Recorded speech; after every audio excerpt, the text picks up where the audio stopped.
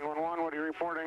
This is AC. I have OJ in the car. It was the pursuit that captivated the country 25 years ago today. Right now, we are okay, but you got to tell the police to just back off. He's still alive, but he got a gun to his head. O.J. Simpson and his friend Al Cowlings leading police on a chase from Orange County to Brentwood. He just want to see his mother. Let me get him to the house.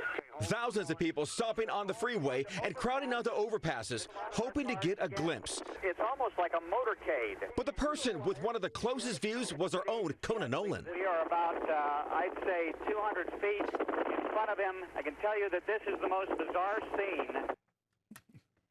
Conan, an incredible experience. And Conan's here now to share more of his memories from that day.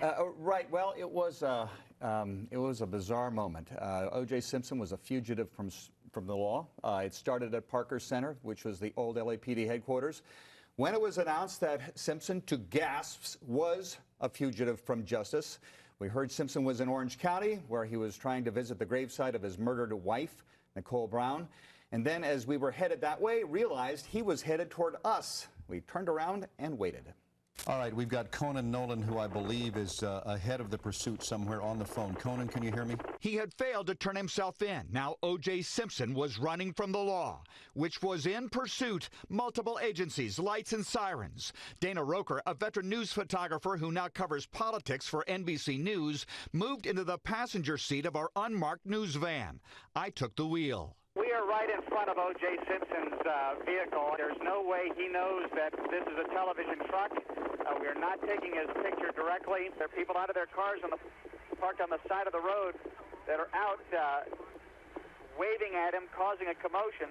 He's driving well away from them to ensure their safety, at least. This is a very orderly pursuit. It's almost like a motorcade. Simpson's friend Al Cowlings was driving the white Ford Bronco. The murder suspect himself was lying down in the back seat with a gun and believed to be suicidal. All this as a spectacle unfolded on the 5, the 91, and the 405 freeways. I can tell you that this is the most bizarre scene. When we come to overpasses, the traffic has stopped, people out of their cars. Again, they've all heard the word as to what is taking place here. The lead agency, I believe, at this point, the Highway Patrol, had made a tentative decision to bring everybody back and just have 2 black and whites follow him. That obviously has not happened.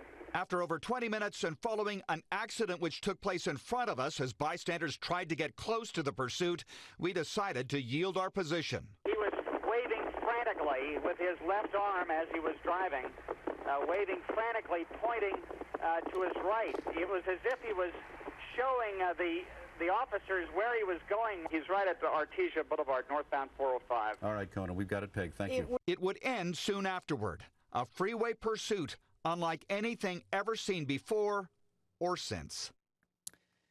And as we remember that, we also have to remember what led to that.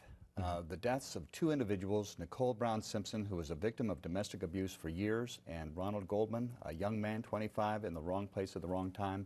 And that should never be lost. It was a remarkable moment 25 years ago today, but it was a very sad occasion, frankly, for all things considered. And it really did change the way we cover chases going forward.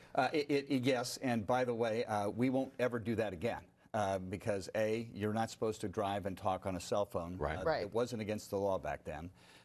And one of the reasons we ended up moving out of the way is that we didn't want to interfere with what essentially was a police operation.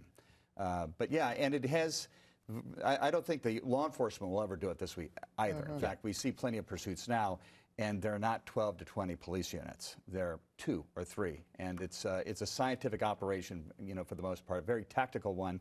Something we didn't see that back then. Conan, it must have been surreal for you. You're on the phone, you're giving the play-by-play of what's happening behind you. What's going through your mind? Well, I didn't want to get into an accident, frankly. Yeah. And that's when we ended up getting out of it, was because 2 cars actually careened in front of us as they were trying to get closer. And I realized, this is, first of all, you've got a guy who's so suicidal, and we were worried that he would take his own life if he saw our news camera. Right. Because Robert Kardashian earlier had said he blamed the news media over the whole thing. So, hopefully we'll never see that again. Incredible. Wild time. Well, we have much more on the chase on our NBCLA app, including a timeline of what happened, plus a look at all the major characters in the case and where they are today.